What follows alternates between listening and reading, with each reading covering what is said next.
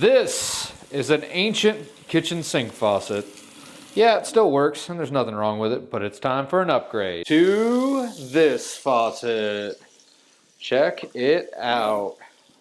This is the most popular faucet on Amazon. It's got a little pull down spray and everything, and I'm gonna show you exactly how to install it. Hey guys, it's Handy Jeff. Today we've got this kitchen sink faucet. It's the #1 seller on Amazon, and we're going to replace this worn out baby right here. So yeah, does it still work? Absolutely.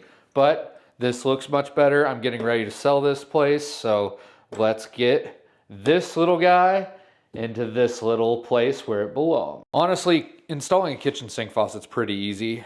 I've got a kitchen sink tool, which I love. If you want one of these, I'll leave a link down below in the description. I've got 2 pairs of channel locks.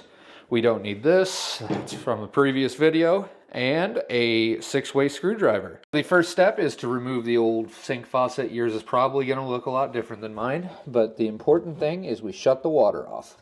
So go ahead, twist this bad boy. If you turn these and they're off, and you think they're off, let's test it. This is very important. Hey look, the water is off. If we didn't check this and we didn't shut the water off, we would have a mess on our hands. This can be done very easily with a pair of channel locks. Just set it up, and then remember, lefty-loosey, righty-tighty. Now there is going to be water in these, so if you care, then dump a towel down there, because basically you have to empty your supply lines that are filled with water currently. There's quite a bit of water in these. Gonna do future Jeff a solid and try to soak up as much of that as we can. And now we are on to the cold water. Exact same thing we just did. Perfect. Wipe up as much as I can and then get this towel out of here. Oh hey, another piece of plumbing. Hey guys, I'm underneath the sink, and now is probably a great time to talk to you about this Ridgid sink tool. This thing is going to make changing this kitchen sink faucet super easy. So I have used and abused this thing, but what I like about it is this comes with a sink strainer wrench right there on the end. On the inside here, there is a socket that you could use for a lot of different installations on kitchen sinks. Then, if you pull this bad boy apart, you've got your supply line. You've also got the multiple different size supply line. And I don't really use the other sides that much. Then, when you have those little plastic nuts, like I'll show you here in just a second, you actually can use this. This will grip onto those plastic nuts and pull them out.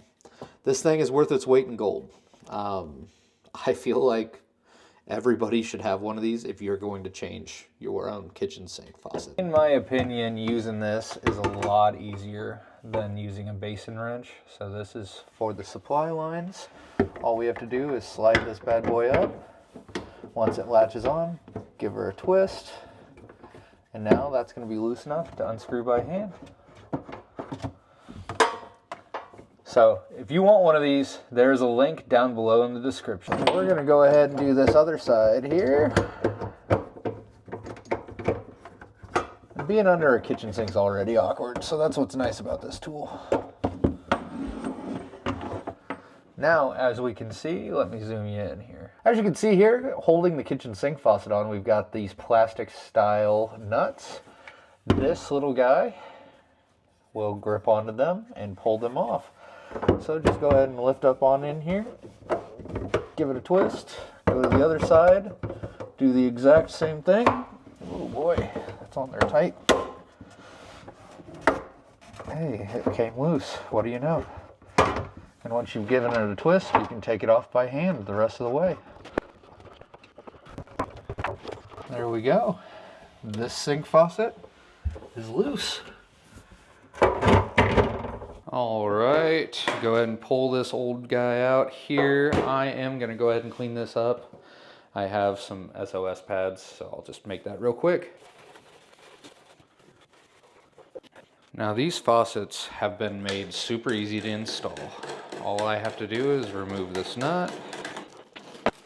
Now that we've removed that nut, all we have to do is take our hoses and slide them into our little plate here. This is our cover plate. This will make it so that we can see essentially where it will be blocking the holes, because this is a single handle faucet. All right, we are ready to put this bad boy down into the hole.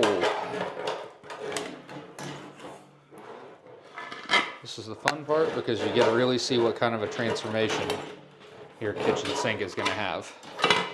Now remember, sneak this little extra piece down in there. There we go. And now this is how this kitchen sink is going to look. Hey, I love that. Well, there's our kitchen sink faucet. We get to come down and attach it down below. I've got my extra extension for my supply lines, but you probably won't need them. Let me get you to where you can see what's going on. This is the underside of the sink. And what we have is we have two washers. Right here we've got a plastic, or not a plastic, a metal and a rubber one. And then we have the actual nut that screws on. And essentially the way it's going to go is it's going to go rubber, metal, and then this nut facing up like that. And these screws will be able to be tightened. So what we're going to do, I'm down on in here, and we are just going to thread our hoses through our nut and our two washers. Then we've got one more to get through right here. This you might have to do individually because it's not made to be easy. There we go. Then what we're going to do is we're going to start tightening this. Once we get it somewhat tight, we're going to go up to the upper part of the sink and make sure it's lined up the way that we want it to be. Okay, so that's still pretty loose, but we can now go make sure that our faucet is where we want it to be. And, well, it doesn't look too bad, but it's not exactly where we want it. So let's adjust that. Also adjust our faucet. I've got this set up so that the cold is towards you because you don't want a child running up, grabbing onto it and pulling on it and it to be hot. The hot is away. So let's go ahead and tighten this down the rest of the way. So I'm going to go ahead and tighten this down a little bit more by hand before I start tightening these screws.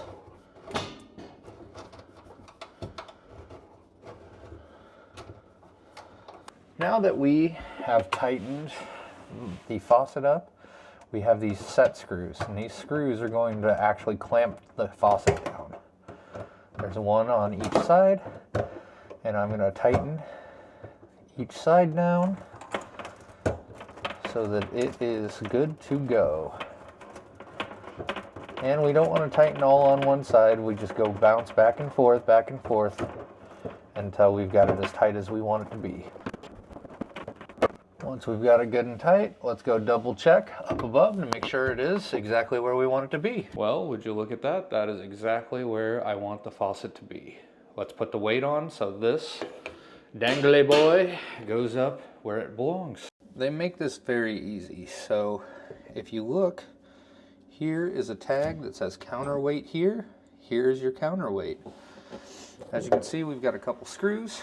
So we're just going to come in here and loosen them up. So what I'm going to do is just slide this down on in here. You could unscrew it all the way if you wanted to. This is just as easy though. Slide it up till you get to where that sticker is. And now we're just going to tighten those screws back down. Once that is good and tight, we are almost there. We are now in the home stretch. We've got one end here that needs to be connected, so we take and connect to this blue end. We've been dancing around, you hear that audible click. You should not be able to pull this back out. Double check this so that way it doesn't come across or come apart on you on accident. Tell I'm in a bit of an unfortunate circumstance. My hot water's over here on the left, cold water's over here on the right. well, my supply line won't reach. So I've got to put on some supply line extensions. What these are 3/8 male by 3/8 female. So what I'm going to do is I'm going to go ahead and screw the female portion onto my stop. Just tighten it up by hand, and then you bring in a pair of channel locks and just finish it off. You want it good and tight, because remember, there's going to be water running through this. So we don't want any chance of leaks. If you do not need to install supply line extensions, just connect your supply line to your stop in this exact same fashion that what I'm doing. Remember, your hot water is always on the left and your cold water is on the right, as long as your house is plumbed correctly. We're going to go ahead and do that. Same exact thing on the other side here. Alright, once your supply lines are getting tight, if you're having to put these extensions on, what we're going to do is take the actual extension, or the actual supply line rather, and we're just going to connect them. Alright, so now I just need to connect my supply line to my supply line extensions. They screw together just like the supply line does. Just use 2 pairs of channel locks, make sure you get it good and tight. It's important to make sure that you don't have any kinks. Now we're going to do the same thing with our cold water. And make sure we don't have any kinks once again. Alright, we have our supply lines turned on. So we're going to go ahead and turn our valves back on. Check for leaks.